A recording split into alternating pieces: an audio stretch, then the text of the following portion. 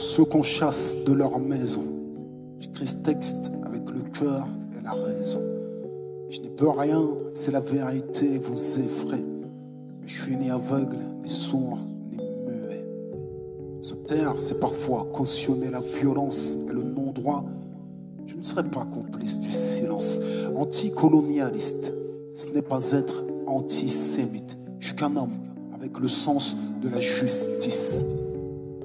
Et je n'ai que la parole pour trahir, pour ceux qu'on traite en étrangers dans leur propre pays. Pour ceux qui ont été spoliés, volés, qui ont vu leurs droits les plus fondamentaux violés. Héritage tragique de décisions injustes prises sous mandat britannique.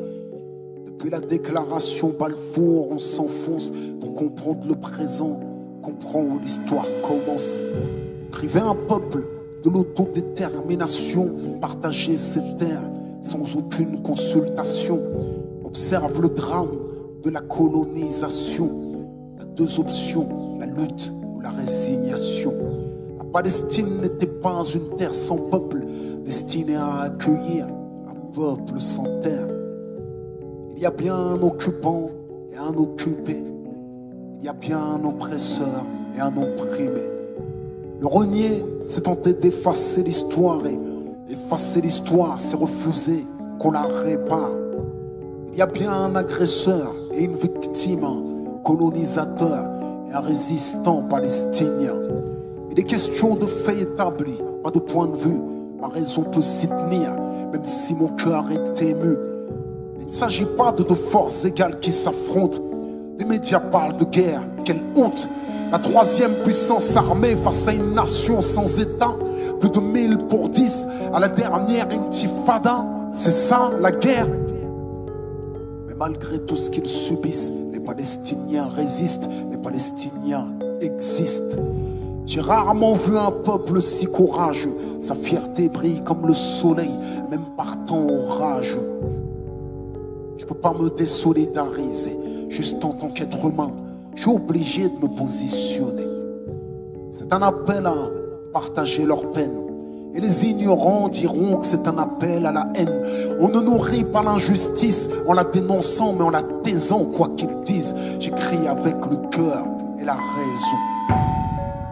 Car sans le cœur et la raison, il n'y aura jamais de paix à l'horizon. Parlons de faits, pas de vision. La paix sans la justice ne sera jamais qu'une illusion.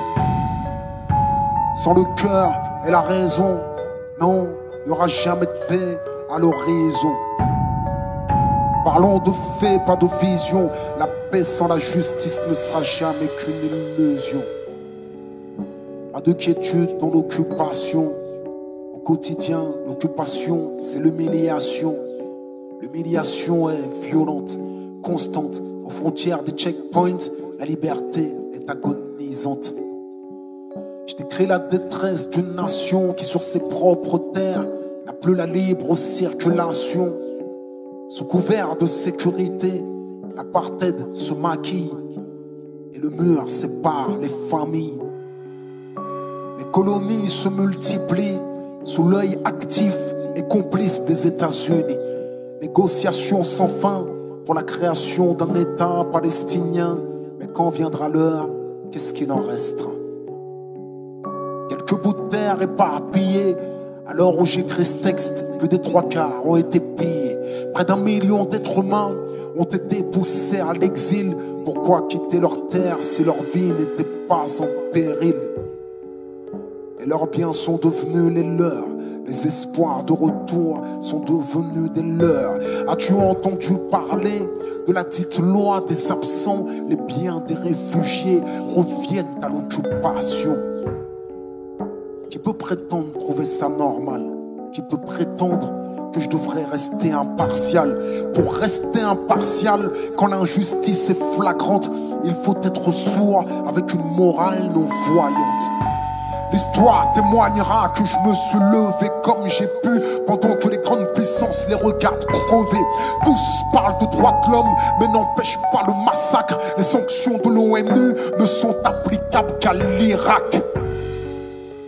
On ne compte plus les orphelins, les balles qui se sont perdues dans les poitrines de gamins.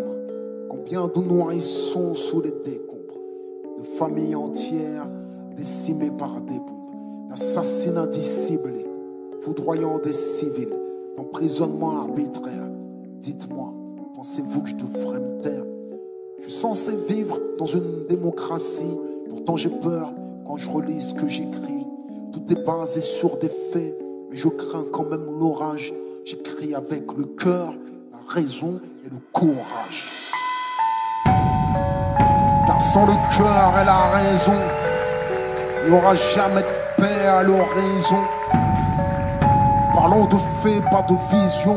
La paix sans la justice, une illusion.